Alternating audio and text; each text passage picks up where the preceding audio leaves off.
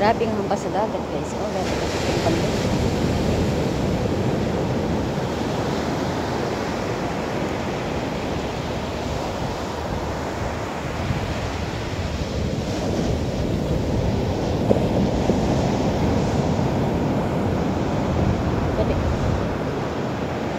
Hello.